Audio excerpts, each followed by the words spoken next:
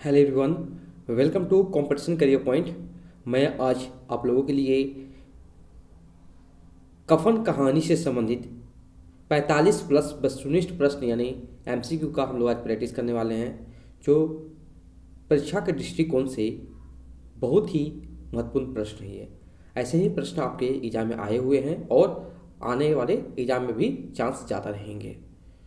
और जिन्हें भी किसी प्रकार के पीडीएफ जो यूट्यूब में उपलब्ध है वीडियो के फॉर्म में, अगर उसका पीडीएफ चाहते हैं तो 7004501486 यह व्हाट्सएप नंबर, इसी व्हाट्सएप नंबर पर आपको मैसेज के थ्रू इन्फॉर्मेशन लेके आप कोई भी पीडीएफ प्राप्त कर सकते हैं, जो कि पेड पीडीएफ रहेंगे। मिनिमम से मिनिमम प्राइस लगेगा। ओके, शुरुआत करते हैं हम लोग।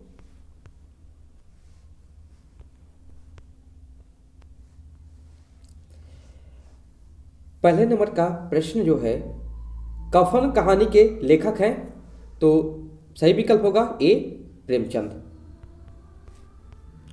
नेक्स्ट प्रश्न जो है, कफन किस विधा की रचना है, तो विकल्प बी कहानी।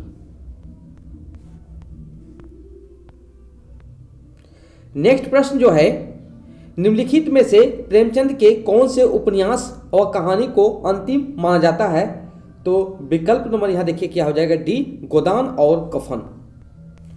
नेक्स्ट प्रश्न जो है, प्रेमचंद की कफन किस प्रकार की कहानी है, तो विकल्प ए अर्थात वादी। नेक्स्ट प्रश्न जो है, कफन कहानी का प्रकाशन वर्ष माना गया है, तो विकल्प सी हो जाएगा 1936 ईस्वी। और नेक्स्ट प्रश्न जो है, प्रेमचंद की अंतिम कहानी कौन सी है, तो विकल्प बी कहानी।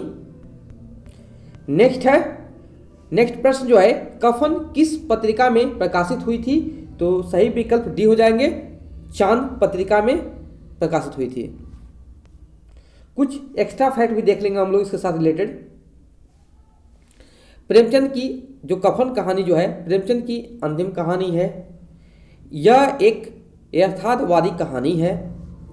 कफन मूलतः उर्दू में लिखी गई थी तथा यह 1935 में जामिया नामक उर्दू पत्रिका में प्रकाशित हुई थी।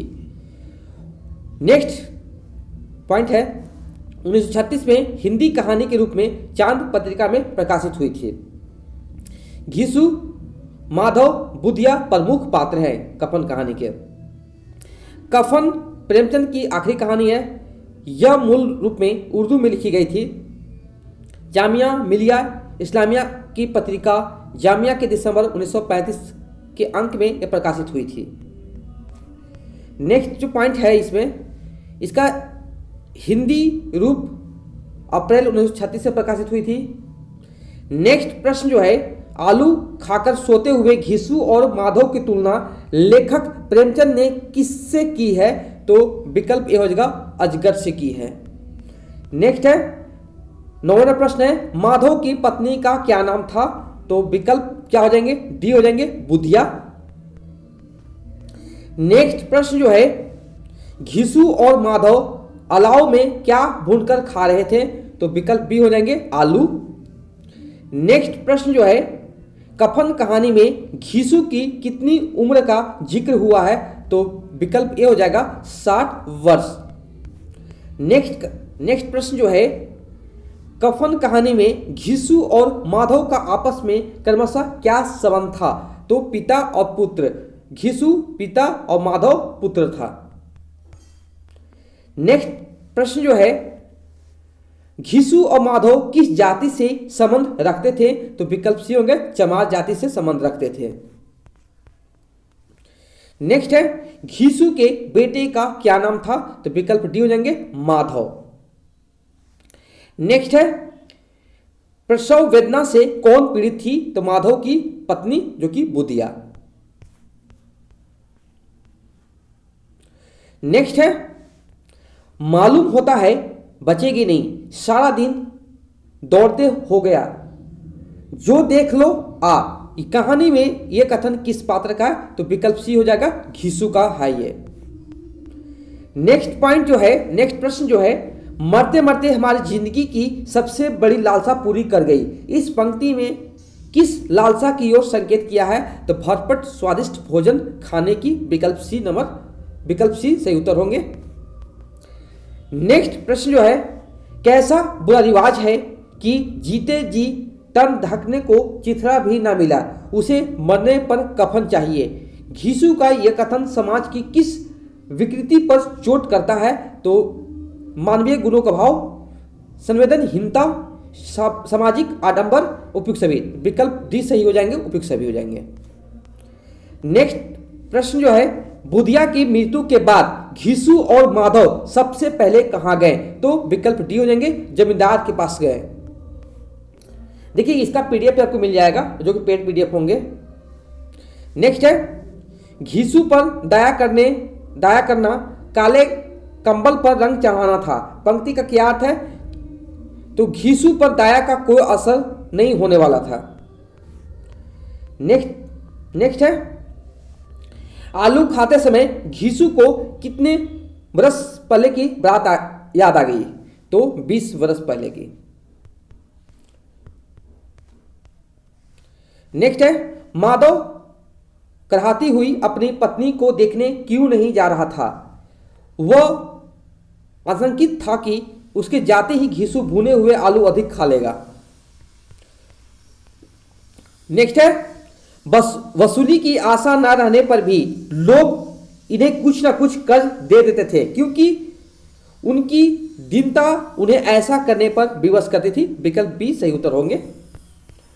नेक्स्ट है, इतना कामचोर था कि आधा घंटे काम करता तो घंटे भर चिलम पीता। यह कथन संबंधित है माधव से।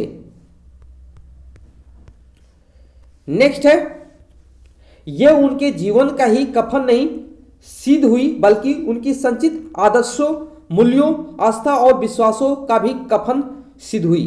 प्रेमचंद की कफन कहानी के संबंध में यह कथन किस विद्वान का है? तो डॉक्टर बच्चन सिंह का है कथन ये।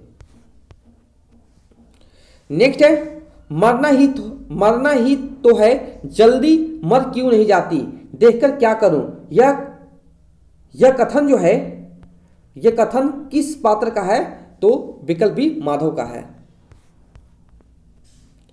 नेक्स्ट है, घीसू एक दिन काम करता तो कितना दिन आराम करता? 3 दिन आराम करता। नेक्स्ट है, कफन कहानी में लकड़ियां तोड़कर कौन लाता था? तो विकल्प ए घीसू। नेक्स्ट है, वह किसानों से कहीं ज्यादा विचारवान था और किसानों के विचार शून्य समूह में शामिल होने के बदले बैठक बाचकों की कुत्सित मंडली में जा मिला था। यह कथन किसके संदर्भ में आया है? तो विकल्प ए घीसू। नेक्स्ट है, माधव को कोठरी में जाने पर किस बात का भय था? तो विकल्प सी होंगे, घीसू के आलू खाने का। नेक्स्ट है, घीसू के अनुसार उसकी पत्नी के मरने पर वह कितने दिन तक उसके पास से नहीं हिला था?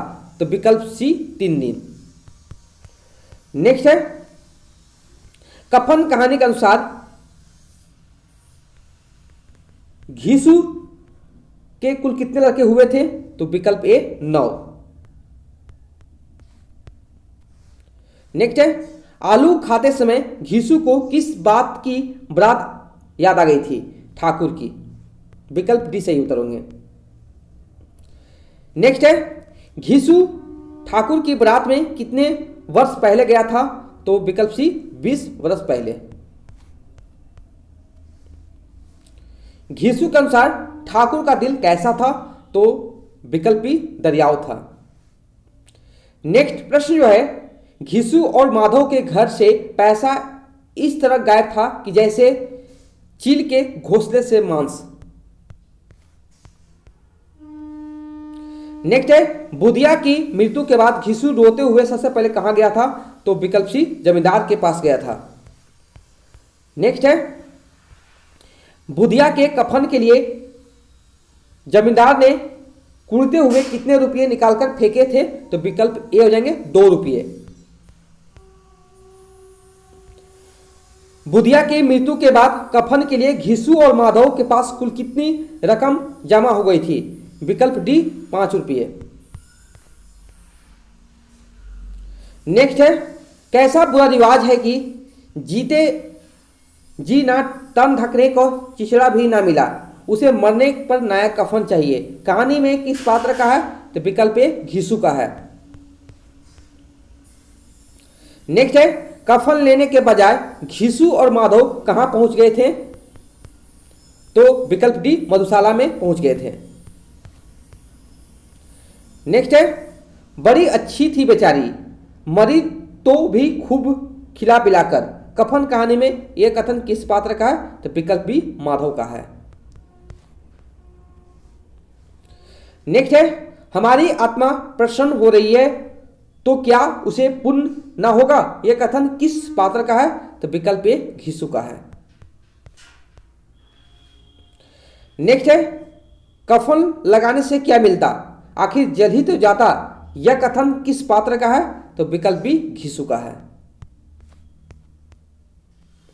नेक्स्ट है, बड़ी भाग्यवान थी जो इतनी जल्दी माया मोह के बंधन तोड़ दिए, कथन किस पात्र का है? तो विकल्प ए घिसू का है। ये आज का अंतिम प्रश्न, ये ठगनी क्यों नैना झमकावे, ठगनी यह गीत कौन गा रहा है? तो घिसू और माधव दोनों गा रहे थे। तो ये थे कफन कहानी से कुछ इंपॉर्टेंट, कुछ महत्वपूर्ण प्रश्न थे जो एग्जाम में ऐसे ही प्रश्न आपको आने के चांसेस ज़्यादा रहेंगे, और ऐसे प्रश्नों को संग्रह कीजिए। हो सकता है कि इसका एक पार्ट और आवे, कुछ दिन के बाद हो सके, लेकिन अभी 45 MCQ है, उसके बाद हो सकता है कि उसमें और भी 45-50 MCQ और देखने को मिलेंगे।